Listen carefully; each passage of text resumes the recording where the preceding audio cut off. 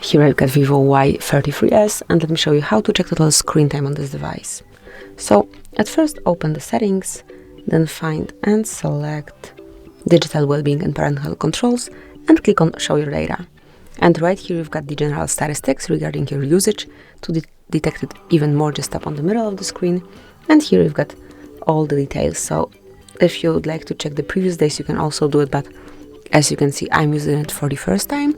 However, for any other situation, it will be all located right here, and if you will tap on particular day, below you will find the results.